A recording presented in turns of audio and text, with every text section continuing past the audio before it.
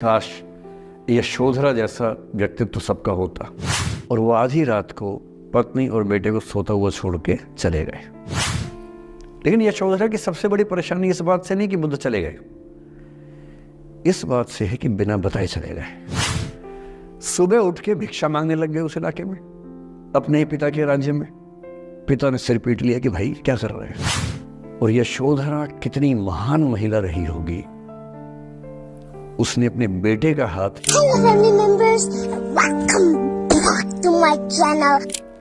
हमेशा दूसरे के पर्सपेक्टिव से भी सोच के देखिए कि उसको ऐसा क्यों करना पड़ा। क्या पता कोई मजबूरी हो, कभी कभी होती है।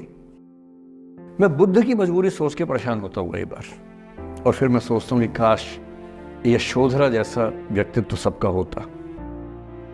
बुद्ध की रियल कहानी क्या है शायद किसी को नहीं पता। मैं जिस कहानी की बात कर रहा हूँ, मैथिली शरण गुप्त नाम के एक बड़े प्रसिद्ध कवि ने यशोधरा नाम की पुस्तक में वो कहानी लिखी है, भूमिका में जिक्र किया।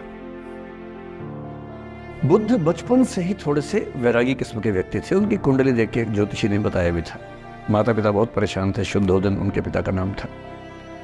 माता पिता ने बहुत कोशिश की कि इस बच्चे का मन विरक्त न हो। अच्छा महल बनवाया, सारी सुविधाएं दी। जैसे ही बुद्ध थोड़े से किशोरावस्था में आए, उस समय की दुनिया की सबसे खूबसूरत महिला से, लड़की से, यशोधरा से उसकी शादी करवा दी। यशोधरा के पिता ने काफ़ी एग्जाम लिए बुद्ध जी के, वो सारे एग्जाम में पास हुए, तब जाके शादी हुई। ऐसे नहीं हुई, शादी हुई। तो बुद्ध भी ठीक था, रमे रहे उस जीवन में। बेटा हुआ उनका राहुल। अब बुद्ध की विरक्ति का भाव बढ़ता जा रहा था। 29 साल की उम्र के आसपास ऐसा हुआ कि उन्होंने एक मृत व्यक्ति को देख लिया, एक बूढ़े को देखा, एक भिखारी को देखा, एक बीमार को देखा।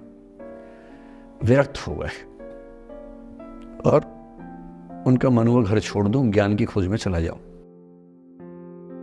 अब ज्ञान की खोज में जाएं, उनको पता है कि भाई मेरी पत्नी भी है, मेरा बेटा भी है, राज्य भी है, कैसे छोड़ दूं। छोड़ना जरूरी है। अंदर की आवाज है कि छोड़ो, तुम इस चीज के लिए नहीं बने हो, तुम्हारा स्वधर्म कुछ और है।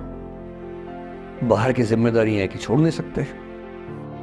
मैं अनुमान करता हूं कि बुद्ध ने शायद अपने पिताजी से कहा हो कभी कि पिताजी मैं बहुत परेशान हूं, छोड़ना चाहता हूं। तो पिता ने समझा बुझा के मना किया होगा कि बेटा शोभा नहीं देता, ऐसा मत करो।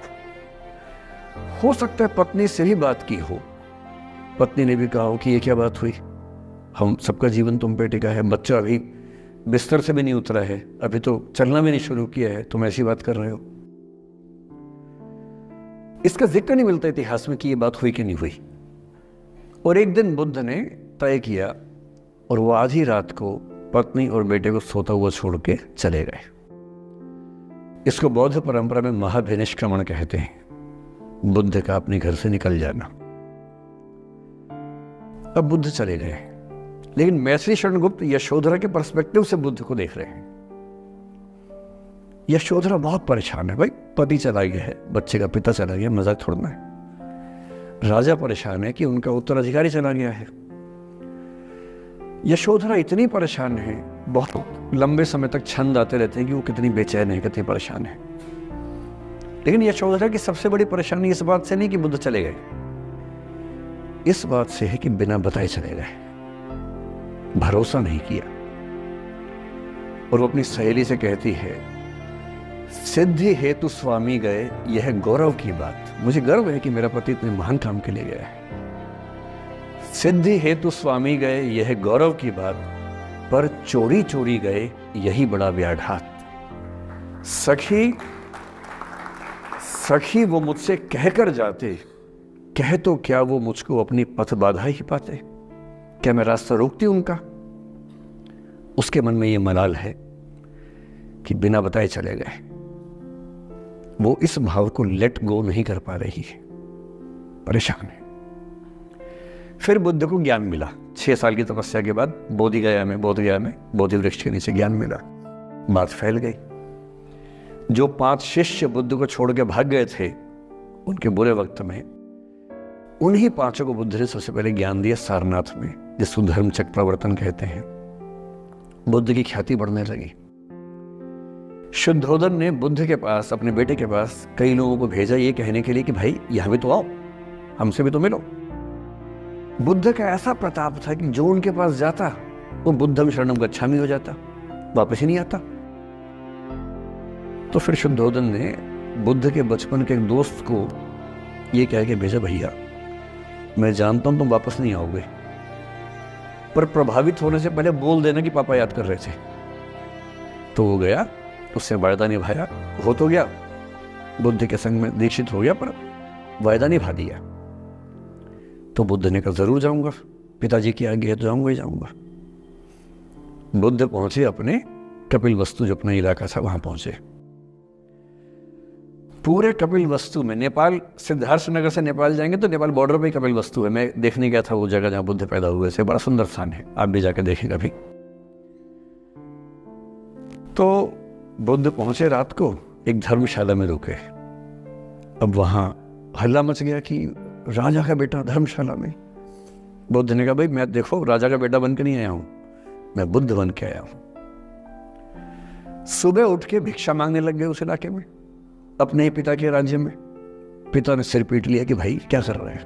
फिर बुद्ध ने सूचना भिजवाई कि मैं बुद्ध हूं, बेटा हूं संयोग से, ठीक है मैं आ रहा हूं मिलने के लिए, पर मैं बुद्ध होके आया हूं, मेरी चर्या है, नियम है, मैं भिक्षा से ही जीवन जीता हूं।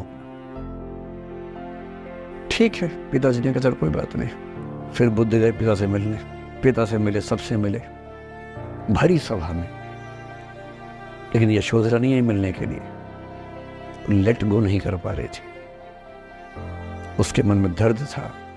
छुप के क्यों गया, बता के जाता।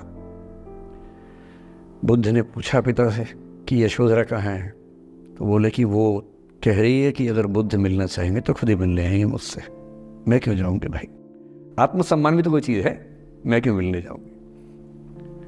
तो बुद्ध मिलने गए। सोचिए कमरे में यशोधरा बैठी है, राहुल साथ में। अब राहुल थोड़ा सा बड़ा हो गया है, 6-7 साल का है। बुद्ध गए हैं। अब आपके मन में आ रहा है कि बुद्ध वहां जाके बोलेंगे सॉरी मैंने गलत किया, I hurt you, I really feel sorry. बुद्ध है वो बुद्ध है। वहां जाके क्या बोल रहे पता है, भिक्षाम देहि, भिक्षा दो। और यशोधरा कितनी महान महिला रही होगी, उसने अपने बेटे का हाथ बाप के हाथ में दे दिया। लेट गो का इससे महान उदाहरण दुनिया के इतिहास में नहीं है कि चलो आखिर तुमने आके झुक के कुछ मांगा तो सही। उसकी जितनी ईगो थी, अहंकार था, सब विगलित हो गया। और जो औरत परेशान थी कि मुझसे बिना बताया गया, उसने अपने बेटे को दे दिया कि इसको लेके जाओ, क्योंकि मैं जानती हूं कि तुम महान काम कर रहे हो, और तुम महान काम कर रहे हो तो मैं क्यों बीच में आऊंगी भाई। मेरा पति महान काम कर रहा है तो मुझे खुशी होनी चाहिए, और तुम्हारी उस खुशी में मैं क्यों पीछे हटूं। बस मुझे भरोसे में लेके जाते तो और खुश होती। Don't forget to subscribe my channel.